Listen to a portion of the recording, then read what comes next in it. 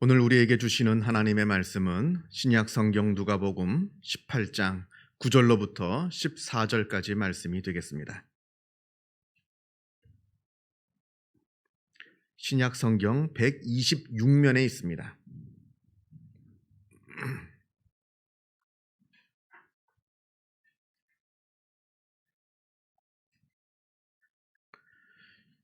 신약 성경 누가복음 18장 9절에서부터 14절까지 말씀을 봉독합니다.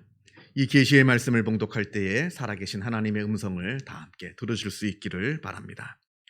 또 자기를 의롭다고 믿고 다른 사람을 멸시하는 자들에게 이 비유로 말씀하시되, 두 사람이 기도하러 성전에 올라가니 하나는 바리새인이요 하나는 세리라.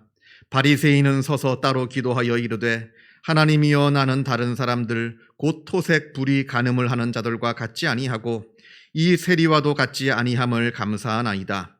나는 일해에 2번 금식하고 또 소득의 11조를 드리나이다 하고, 세리는 멀리 서서 감히 눈을 들어 하늘을 쳐다보지도 못하고 다만 가슴을 치며 이르되, 하나님이여 불쌍히 여기소서, 나는 죄인으로소이다 하였느니라. 내가 너희에게 이르노니 이에 저 바리새인이 아니고 이 사람이 의롭다 하심을 받고 그의 집으로 내려갔느니라. 무릇 자기를 높이는 자는 낮아지고 자기를 낮추는 자는 높아지리라 하시니라. 아멘. 구약 성경 사무엘상을 보면 이스라엘 사울 왕이 아말렉과 전쟁을 하는 그런 장면이 나옵니다. 이 아말렉이라고 하는 나라는 사막의 유목민인데 아주 호전적인 민족이었습니다. 아주 난폭하기로 아주 유명한 그런 나라였는데 대대로 이스라엘을 괴롭혔던 그런 나라이기도 합니다. 그래서 하나님께서 사울 왕에게 이제 아말렉을 치라 이렇게 명령하십니다. 너는 가서 아말렉을 치되 거기에 있는 모든 것들을 다 하나도 남김없이 다 쳐서 멸하라. 다 죽이라는 겁니다. 사람도 죽이고 동물도 죽이고 다 죽이라 명령을 하십니다. 그래서 사울 왕이 군대를 이끌고 아말렉과 싸워서 크게 승리하였습니다. 그런데 문제는 하나님께서는 분명히 사울 왕에게 아말렉의 모든 것들을 다 남김없이 다 진멸하라 이렇게 명령하셨습니다만 사울은 그 명령에 따르지 않았다 하는 데 있습니다. 보니까 죽이기가 아깝거든요. 가서 보니까 아주 쓸만한 좋은 소들과 좋은 양들과 죽이기 너무나 아까운 가축들이 있더라 하는 겁니다. 그래서 그 양들을, 그 가축들을, 소들을 죽이지 않고 데리고 옵니다. 또 아말렉 왕 아각도 죽이지 않고 살려서 데리고 옵니다. 여러 이유가 있었겠죠. 자기 나름대로의 경제적인 이유, 또 정치적인 이유, 많은 이유들이 있었을 겁니다. 그러나 그것이 무엇이 되었던 간에 그것들이 하나님의 명령보다 더 우선시 되어서는 절대로 안 된다 하는 것을 우리가 기억해야 합니다. 사울이 이제 그렇게 하나님의 명령을 거역했습니다. 그러면서 돌아오면서 그뿐만이 아닙니다. 전쟁에 승리하면서 돌아오는 길에 자기를 위한 기념비를 세웠다 합니다. 자기를 위한 기념비. 자기가 승리했다는 거죠. 위대한 왕 나 사울이 저 아말렉을 물리쳤노라. 내가 물리쳤다는 겁니다. 물론 전쟁에 이겨서 기념비를 세우는 거 나쁜 거 아닙니다. 좋은 겁니다. 그러나 문제는 누구를 위한 기념비였는가? 이게 중요하다 하는 겁니다.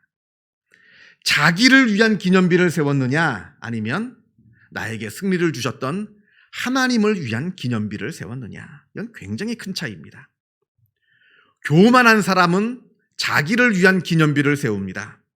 다 자기가 했다는 거죠. 내가 본래부터 지혜롭고 내가 본래부터 뛰어나고 용감하고 내가 수고하고 내가 노력해서 내가 이루어 놓은 승리이다. 교만한 사람은 이렇게 생각을 합니다. 그러나 겸손한 사람은 하나님을 위한 기념비를 세웁니다. 다 하나님께서 하셨다는 거죠. 하나님께서 나에게 능력을 주셨고 하나님께서 나에게 지혜를 주셨고 또 여러 복잡한 상황들이 있었지만 이 모든 것들을 다 하나님께서 좋게 다 선하게 이끌어 주셔서 그래서 이룩한 승리이지 나만의 힘으로 이루어 놓은 승리가 아니다. 그래서 하나님께 기념비를 세워 올려드립니다. 여러분, 우리가 성경을 보게 되면 많은 믿음의 사람들의 이야기가 나오는데 예를 들어서 아브라함이나 이삭이나 모세나 또 그 외에 많은 믿음의 사람들의 이야기들이 나오는데 이들은 다 하나같이 하나님을 위해서 제단을 쌓았습니다. 자기를 위해서 제단을 쌓지 않았습니다. 자기를 위한 기념비를 쌓아놓지 않았습니다. 오직 하나님을 기억하고 하나님을 예배하고 또 하나님께 감사하기 위해서 제단을 쌓아놓았던 겁니다. 다 하나님의 뜻입니다. 다 하나님의 은혜입니다. 그래서 하나님께 감사합니다 하는 마음으로 제단들을 쌓아놓았습니다. 자, 이러한 이 사울의 모습을 보고 사무엘 선지가 와서 탄식을 합니다. 왕이 스스로 작게 여기실 그때에 이스라엘 지파의 머리가 되지 아니하셨나이까? 당신이 겸손할 때 왕이 되지 않았습니까? 이 이야기를 합니다. 사실 그러했습니다. 제비 뽑기를 해가지고 사울이 왕으로 뽑혔을 때 사울은 그때만 해도 겸손한 사람이었습니다. 자기가 왕으로 뽑혀가지고 내 이 부족한 사람이 어떻게 왕이 될 수 있겠는가? 그게 너무나 두렵고 떨려서 남들이 풀어놓은 진보다리 사이에 숨었습니다. 그 큰 사람이, 남들보다 어깨만큼 더 올라온 그 큰 사람이 내가 왕이 되는 것이 너무나 두렵고 떨려서 남들이 벗어놓은 그 진보다리 사이에 쭈그려서 거기에 숨어 있었던 겁니다.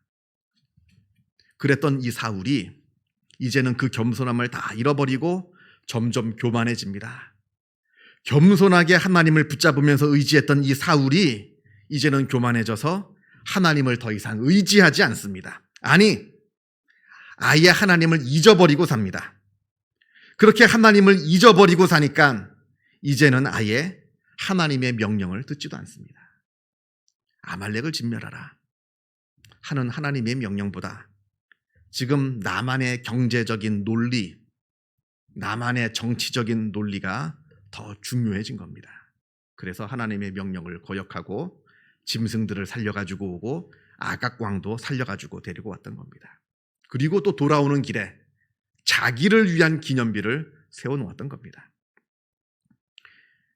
이 두 사건이 나오는데 하나님의 명령을 어겨서 아말렉을 진멸하지 않은 사건, 그리고 돌아오면서 자기 기념비를 세운 사건, 이 두 사건은 일맥상통하는 겁니다.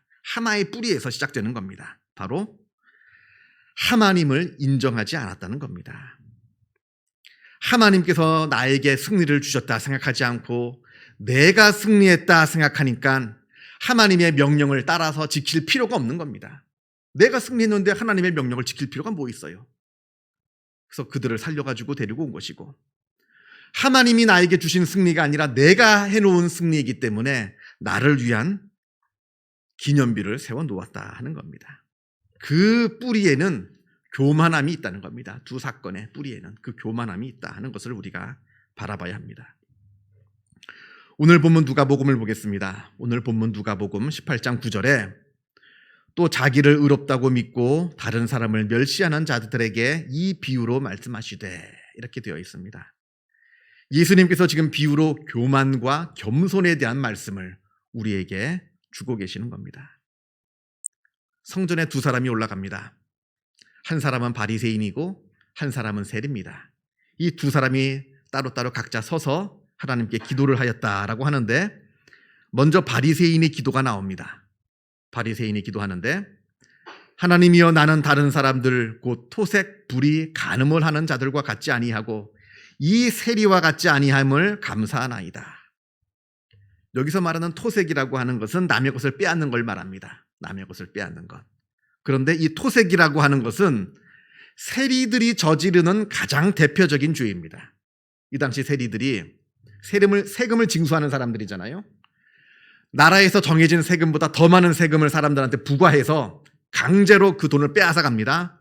그리고 정해진 세금만 나라에 바치고 나머지 돈은 다 자기가 착복을 하는 그런 나쁜 짓을 저질렀습니다. 이런 세리와 같지 않음을 감사하나이다. 지금 이 기도는 누구 들으라고 하는 기도이겠습니까? 지금 이 기도는 하나님 들으라고 하는 기도입니까? 아니면 같이 옆에 서 있는 저 세리 보고 세리 들으라고 하는 기도입니까? 죄송합니다만 이건 기도가 아닙니다. 기도는 하나님께 드리는 것이 기도이지 사람 들으라고 하는 게 기도가 아닙니다. 아무리 기도의 형식을 띠고 내가 하나님 어떻게 해주십시오, 이러합니다 이렇게 말을 한다 하더라도 이 내 기도의 내용이 하나님 들으라고 하는 기도가 아니라 사람 들으라고 하는 기도면 그거는 하나님께 드리는 기도가 아니라 하는 겁니다. 이건 그냥 옆에 있는 세리를 비난하는 그냥 비난일 뿐입니다. 너 들으라고 하는 겁니다. 그리고 또 한 가지 우리 바리새인의 기도를 보면서 우리가 한 가지 또 보아야 되는 것은 지금 바리새인이 하나님께 감사를 하고 있는데 보면 내가 다른 사람들처럼 토색하거나 불의를 저지르거나 간음을 하지 않게 되어서 감사합니다. 이렇게 쭉 특히 나는 저 세리와 같지 않아서 하나님께 감사합니다 하는 감사의 내용을 기도를 하고 있습니다만 여기에 바리새인의 감사에서 아주 잘못된 부분을 우리가 보게 됩니다. 그건 바로 감사는 다른 사람과 비교해서 하는 것이 아니라 하는 겁니다. 감사는 나와 하나님과의 관계 가운데서 이루어지는 것이지 다른 사람과 비교해서 하는 것이 감사가 아니라 하는 겁니다. 여러분, 내가 다른 사람들과 비교할 때 그때는 둘 중 하나로 빠지게 됩니다. 하나는 열등감입니다. 내가 다른 사람하고 비교할 때 나는 열등감에 빠지고 맙니다. 우리 속담에 남의 떡이 더 크게 보인다 하는 속담이 있죠. 남의 떡이 더 크게 보입니다. 이걸 심리학 용어로 바꾸자면 자기중심적 편파성이라고 말합니다. 심리학에서 연구를 했어요. 심리학에서 남의 떡이 더 커 보이는 이 현상을 자기중심적 편파성이라고 합니다. 예를 들어서 차를 타고 갑니다. 차가 막혀요. 근데 내가 타고 가는 이 차선보다는 옆 차선이 더 잘 빠지는 것 같습니다. 그래서 옆 차선으로 옮겼어요. 그런데 웬걸 내가 먼저 있었던 그 차선이 더 잘 빠지는 것 같습니다. 한 번쯤은 다 경험해 보셨을 만한 그런 일들일 겁니다. 나는 고생을 해서 돈을 벌고 있는데 남들을 보니까 아무런 노력도 안 하고 별로 하지도 않고 그냥 쉽게 나보다 훨씬 더 많은 돈을 버는 것 같습니다. 나는 정말 정직하고 수고하고 노력해서 차근차근 노력해서 지금 여기까지 올라왔는데 남들은 빽이 좋아서 또 수단이 좋아서 나보다 더 쉽게 성공하는 것 같습니다. 또 나는 내가 군대에 있을 때는 그렇게 시간이 안 가더니 남이 군대 가니까 뭐 이렇게 시간이 빨리 지나가서 금방 제대하는 것 같습니다. 이 모든 게 다 자기중심적 편파성이라고 하는 겁니다. 자기중심적 편파성에 갇혀있는 사람은 언제나 불행합니다. 늘 불행합니다. 나는 늘 다른 사람들보다 손해를 본다 생각을 합니다. 이런 생각 때문에 절대로 이런 사람은 행복해질 수가 없습니다. 실제로 내가 큰 승리를 거두고 큰 성공을 거둔다 해도 그 사람은 늘 패배자가 될 수밖에 없습니다. 내가 다른 사람들보다 훨씬 더 큰 것을 가지고 있고 내가 다른 사람들보다 훨씬 더 좋은 것을 내가 갖고 있는다 하더라도 그 사람 마음속에는 나보다 다른 사람이 훨씬 더 좋은 것을 갖고 있다. 나보다 다른 사람이 더 많은 성공을 거두고 있다 하는 생각에 그 사람은 늘 평생 패배자일 수밖에 없다 하는 겁니다. 자, 둘째로 비교는 앞에 거와는 열등감에 빠지는 것과는 반대로 우월감에 빠지게 할 수도 있습니다. 사람을. 오늘 바리새인의 기도가 그러합니다. 오늘 바리새인의 기도를 보면은 말로는 감사하다 합니다만 이건 진정한 감사가 아닙니다. 여러분 한번 생각해 보세요. 감사라고 할 때는 내가 감사할 때는 감사의 대상이 항상 높아집니다. 그렇죠? 내가 어떤 사람한테 감사합니다라고 말할 때는 그 사람을 높이는 겁니다. 내가 하나님께 감사합니다 할 때는 하나님을 높이는 겁니다. 그런데 오늘 바리새인의 기도를 보세요. 누가 지금 높아지고 있습니까? 자기가 지금 높아지려고 하는 겁니다. 감사의 대상이 높아지는 것이 아니라 말로는 그래서 감사라고 하는 형태를 빌리고 있지만 여기에는 하나님의 높아짐이 전혀 없고 자기 자신만 높아질 뿐입니다. 자기 자랑을 지금 하고 있는 겁니다. 감사의 형식을 빌린 자기 자랑. 열등감과 우월감, 비교를 통해서 벌어진다라고 했는데 열등감과 이 우월감은 우리 모두를 다 피폐하게 만드는 것들입니다. 우리를 피폐하게 만듭니다. 열등감 때문에 내가 피폐해집니다. 내 자존감이 무너집니다. 나는 충분히 사랑받을 만한 아주 소중한 존재임에도 불구하고 내가 갖고 있는 열등감으로 말미암아 내 자신이 무너집니다. 내가 나를 사랑하지 못합니다. 내가 나를 파괴합니다. 열등감이 그러한 무서운 것입니다. 또 우월감. 내가 갖고 있는 우월감 때문에 공동체가 파괴가 됩니다.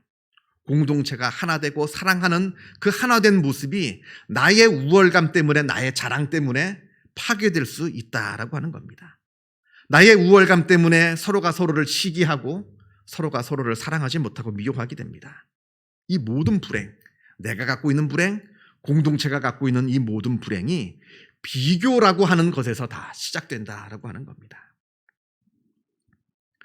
자, 그런 반면에 13절부터 세리의 기도가 나옵니다. 세리는 멀리 서서 감히 눈을 들어 하늘을 쳐다보지도 못하고 다만 가슴을 치며 이르되 하나님이여 불쌍히 여기소서 나는 죄인이로소이다. 여기 세리의 기도를 보면서 우리가 중요하게 보아야 되는 것은 세리는 지금 다른 사람들과 비교하지 않는다는 겁니다. 비교가 없습니다. 그저 하나님과 나만의 관계만이 있을 뿐입니다. 나는 죄인으로소이다 하는 것도 다른 사람하고 비교해서 죄인이라는 게 아닙니다. 내가 내 옆에 있는 저 바리새인하고 비교해 봤을 때 내가 죄인입니다. 내가 더 많은 죄를 지었습니다. 이 말이 없습니다. 내가 저 바리새인보다는 조금 죄인이지만 그래도 저 아무개보다는 조금 낫습니다. 이런 비교가 지금 세리의 기도에는 없습니다. 이런 것과는 아무 상관없이, 다른 사람하고는 상관없이 내가 나를 하나님의 말씀에 비추어 보니까 죄인이라 하는 겁니다. 이건 하나님 앞에 단독자로 서 있는, 여러 사람들과 함께 서 있는 것이 아니라 단독자로 서 있는 한 인간의 고백입니다. 나는 죄인으로소이다. 물론 지금 세리의 기도에는 감사는 나오지 않습니다만 이건 감사도 마찬가지입니다. 감사도 다른 사람들하고 비교해서 하는 게 아닙니다. 그저 내가 하나님과 단독자로 서 있을 때 하나님의 1대1의 관계 안에서 내가 받은 것에 대해서 감사하는 것이지, 다른 사람들하고 비교해 봐서 감사하고 다른 사람들하고 비교해서 불평하는 것이 아니라 하는 겁니다. 그것이 남들보다 내가 가진 것이 많던 적던 간에 그것과는 상관없이, 그것이 중요한 것이 아니라 내가 하나님께 받았으니까 나에게 주신 하나님께 감사를 드리는 겁니다. 처음에 받았을 때는 막 감사했다가 다른 사람들하고 비교해 보니까 좀 작아요. 그래서 그때부터 갑자기 원망의 마음이 생기는 겁니다. 처음에는 좀 적어서 내가 하나님께 원망하는 마음이 있는데 비교해 보니까 조금 많아요. 그제서야 감사하는 거, 그런 간사한 그런 감사가 아니라는 겁니다. 경험해 보셨지 않습니까? 우리가 어느 시장이나 백화점 가서 물건을 샀어요. 세일한다 해서 좋은 물건을 샀어요. 근데 그 다음날 다른 데 가보니까 더 싸게 팔아요. 그때 그 마음에 오는 그 아픈 마음, 그런 것이 감사라고 하는 게 아니라 하는 겁니다. 그땐 좋았다가 지금은 나빠지고, 지금은 나빴다가 그땐 좋아지고, 그것이 아니라 늘 하나님께 받은 것이기 때문에 하나님께 동일한 마음으로 감사하는 것이 바로 우리 믿는 자의 감사라고 하는 겁니다. 내가 하나님께 감사할 때는 다른 사람들이 끼어들 이유도 없고 끼어들어서도 안 되는 겁니다. 다른 사람들과 비교하는 것이 아니라 하나님께 받은 것이니 하나님께 감사하는 겁니다. 이 모든 것들이 다 교만과 겸손의 문제입니다. 성경은 세상의 모든 죄악들이 다 교만에서 출발했다 합니다. 하나님을 하나님으로 섬기기 싫어하는 마음, 하나님을 하나님으로 인정하지 않으려는 마음, 내가 하나님처럼 높아지려는 마음, 내가 나를 자랑하려는 마음, 이게 성경에서 말하는 교만한 마음이라 말을 합니다. 아담과 하와가 이 교만한 마음 때문에 죄를 지었습니다. 내가 하나님처럼 높아지려는 그 교만한 마음 때문에 선악과를 먹었습니다. 그래서 인간의 모든 죄악의 근원에는 교만하려는 마음이라고 하는 것은 하나님을 인정하지 않으려는 마음이라는 겁니다. 그것이 있다 하는 겁니다. 반면에 성경은 겸손이야말로 우리 믿는 자들이 가져야 할 가장 기본적인 자세라고 말을 합니다. 여기서 말하는 겸손이라고 하는 것은 그냥 굽신굽신하는 걸 말하는 게 아닙니다. 하나님을 인정하는 겁니다. 하나님을 하나님으로 섬기는 겁니다. 하나님을 그래서 믿고 의지하는 겁니다. 내가 나 혼자 내 힘으로 하려는 것이 아니라 하나님을 인정하고 하나님을 붙잡는 것을 성경은 겸손이라 말을 합니다. 그래서 교만한 사람은 하나님을 인정하지 않기에 회개하지도 않습니다. 또 반면에 하나님을 인정하기에 하나님께 감사하지도 않습니다. 모든 것이 다 내가 한 일이기에 나의 자랑만 있을 뿐입니다. 다 내가 한 겁니다. 그러나 이렇게 쉽게 자기 자랑에 빠지기도 하다가 이 교만한 사람은 반면에 일이 내 뜻대로 되지 않는다 하면 내가 의지할 곳이 없기에 금방 쉽게 낙담하고 좌절하기도 합니다. 마치 중심이 없어서 바람에 휘날리는 그런 겨와 같은, 바람에 날리는 겨와 같은 존재가 바로 교만한 자의 삶이라 하는 겁니다. 그러나 겸손한 사람은 늘 하나님을 인정하고 하나님 앞에 늘 서 있기에 늘 하나님께 회개할 수밖에 없습니다. 또한 겸손한 사람은 하나님께 늘 감사할 수밖에 없습니다. 하나님을 인정하고 하나님께 의지하는 자이기 때문에 감사할 수밖에 없습니다. 겸손한 사람은 감사하기에 그 마음에 기쁨이 늘 충만합니다. 그리고 겸손한 사람은 비록 살면서 실패가 있다 하더라도 늘 하나님을 바라보고 의지하기에 그것 때문에 좌절하거나 낙담하지 않습니다. 용기를 잃어버리지 않습니다. 늘 하나님을 굳세게 의지하면서 살아갑니다. 겸손한 사람은 그러하기 때문에 시냇가에 심겨진 나무와 같습니다. 그 뿌리가 깊이 뿌리 내려 그 어떠한 일을 만나도 그 뿌리가 흔들리지 않고 많은 열매와 많은 잎사귀를 풍성하게 맺게 되는 겁니다. 잠언 말씀에 교만은 패망의 선봉이라 합니다. 망하는 지름길이 바로 교만합니다. 교만함이라고 하는 겁니다. 하나님을 잊어버리고 나 혼자 살려 하는 것이 망하는 지름길이라 하는 겁니다. 반면에 여호와를 경외하는 것, 겸손이야말로 존귀의 길잡이라 하는 겁니다. 내가 하나님을 의지하고 살아갈 때 늘 내가 하나님의 은혜 안에서 존귀하게 된다 말씀합니다. 내가 어떠한 삶을 살아가야 할 것인가 내가 결정해야 되는 겁니다. 내가 믿는다 말은 하고 있지만 정말로 하나님을 인정하고 의지하면서 살아가는 겸손한 사람인가? 아니면 나는 믿는다 말은 하고 있지만 정말로 하나님을 의지하지 못하고 나를 의지하면서 살아가는 교만한 사람인가? 한번 늘 돌아보시면서 하나님 앞에 늘 겸손히 살아가는 주님의 귀한 믿음의 백성들이 다 되시기를 바랍니다. 기도하겠습니다. 사랑과 은혜가 충만하신 하나님 아버지 감사합니다. 우리를 하나님의 자녀 삼아 주시고 하나님께서 우리의 아버지 되어 주심에 주님의 은혜에 감사를 드립니다. 그러나 하나님, 우리가 정말로 하나님을 의지하며 하나님을 붙잡으며 살아가는 진정한 겸손한 하나님의 자녀, 하나님의 백성인지 늘 되돌아보게 하여 주시고 우리가 말로는 믿는다 말은 하면서 하나님을 인정하지 않고 하나님을 잊어버리고 하나님을 의지하지 않으며 살아가는 교만한 사람은 아닌지 늘 되돌아보며 늘 겸손한 삶을 살아가는 복된 은혜가 우리들의 삶 가운데 있게 하여 주시옵소서. 모든 것 주님께 감사드리오며 이 모든 말씀 우리 주 예수 그리스도 이름으로 기도하옵나이다. 아멘.